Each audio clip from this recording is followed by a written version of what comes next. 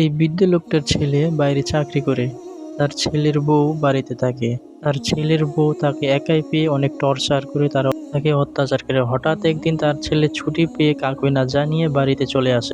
দেখতে পায় তার বৃদ্ধ বাবাকে তার স্ত্রী অনেক কষ্ট দিচ্ছে এবং টর্চার করতেছে। তখন সেটা দেখে তার ছেলে অনেক কষ্ট পেল মনে।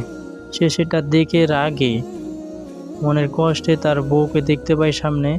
তার বউ আবার তাকে দেখে চমকে গিয়েছে। ছেলেটি তার বউকে বলে, তুমি না জানি আমার এই প্রিয় বাবাকে কতই না কষ্ট দিছো, কতই না অত্যাচার করতেছো। তুমি আমার বাবাকে বাড়ি থেকে বের করে দিচ্ছ, আজকে আমি তোমাকে বের করে দেবো এবং আমার জীবন থেকেও বের করে দেব।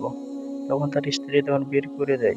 স্ত্রী বলে, আমার ভুল হয়ে গেছে, আমাকে মাফ করে দাও। তার স্ত্রীকে বের করে দেওয়ার পর তার বাবাকে বলে, তোমাকে না কতই না অত্যাচার করেছে, বাবা তুমি আমাকে ক্ষমা করে দাও, তোমাকে আমি ভালো করে দেখে রাখতে পারি নাই, তোমার এখন আর কোনো চিন্তা নাই, আমি চলে এসেছি। এই ঘটনাটি আমাদের শিক্ষণীয়।